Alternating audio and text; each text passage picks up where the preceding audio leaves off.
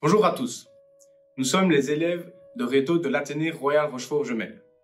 Nous allons vous parler de la Centrafrique et de ses problèmes politiques, humanitaires et religieux.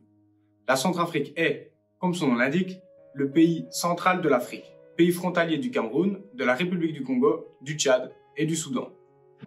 Le pays dispose de grandes richesses souterraines avec la présence de coltan, de diamants ou encore de terres rares. Ces richesses représentent un espoir de développement futur du pays. Cependant, c'est un pays qui subit des guerres civiles répétées, qui ralentissent le développement du pays. C'est l'un des aspects que nous allons aborder durant ce reportage. Ce pays est gangrené par le trafic d'armes, qui touche également de plein fouet les enfants et réduit fortement leurs loisirs et activités. De nombreux jeunes deviennent, bien malgré eux, des enfants soldats. Malheureusement, cette région souffre également de famine et de pauvreté. Proportionnellement à leurs revenus, le coût de la vie est bien plus élevé qu'en Belgique. Nous détaillerons cette différence de coût dans un court instant.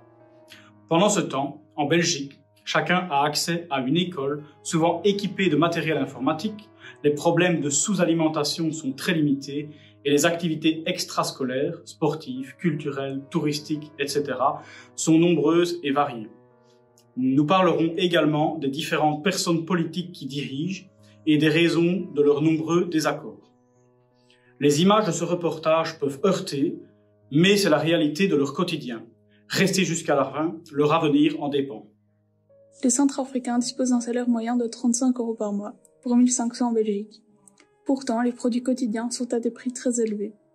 Par exemple, un litre de lait qui est 473 fois plus cher qu'en Belgique proportionnellement au salaire. Le pain, quant à lui, est 35 fois plus cher. Et les restaurants bon marché, eux, sont 15 fois plus chers. Le prix de la viande est lui aussi exorbitant. Ainsi, le kilo de bœuf est proportionnellement 30 fois plus cher que chez nous. Ils ont un salaire 43 fois moins élevé qu'ici, et ils doivent payer certains produits plus chers qu'en Belgique. Ces prix démesurés rendent leurs conditions de vie difficiles et plongent certains Centrafricains dans la misère économique. Cette pauvreté se ressent dans de nombreux indicateurs. D'abord, selon l'IDH, c'est l'indice de développement humain, un indice statistique pour évaluer le taux de développement humain des pays du monde. Selon cet indice, la Centrafrique arrive à la 188e place des pays du monde sur 189, alors que la Belgique est à la 14e place. Ensuite, selon le PIB. Le PIB, le produit intérieur brut, est un indicateur économique qui permet de mesurer les richesses créées dans un pays au cours d'une période donnée. En 2018, la Centrafrique est à 1,83 milliard d'euros, alors que la Belgique est à 448,24 milliards d'euros, soit 245 fois moins de richesses créées. Comment expliquer une telle situation? De nombreux facteurs en sont responsables. D'un point de vue politique, Faustin Archange Touadéra est élu président et représente un grand espoir pour la population. Il est cependant démuni face à tous les défis que doit affronter le pays. Ensuite, il y a un réel manque de dialogue entre le pouvoir et l'opposition. Malgré les efforts de démocratisation du pays, celle-ci se solde souvent par des échecs. Une autre raison est la division ethnique et religieuse du pays. Celui-ci est divisé entre catholiques, musulmans et animistes.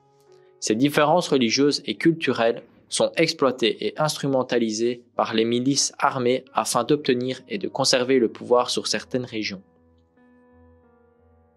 Enfin, la présence des milices empêche la construction de routes et de liaisons électriques, pourtant essentielles au développement du pays. Pour terminer, parlons de l'économie.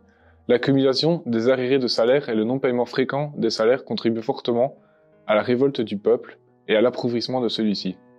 Et même lorsqu'ils sont payés, les salaires demeurent largement insuffisants que pour subvenir aux besoins primaires de la population. Vous vous demandez si, à votre échelle, vous pouvez faire quelque chose. Vous pourriez réaliser quelques petites actions simples. Vous pourriez sensibiliser. Comment? Simplement en parlant de ce conflit autour de vous. Vous pourriez également partager cette courte vidéo sur les réseaux sociaux afin de faciliter la visibilité du conflit par tous et surtout par les dirigeants. Pour interpeller ceux-ci, on pourrait mobiliser la presse. Et avant tout, n'oubliez pas de soutenir Médecins sans frontières en partageant leurs articles ou encore en faisant des dons de temps ou d'argent. Merci d'avoir regardé cette vidéo.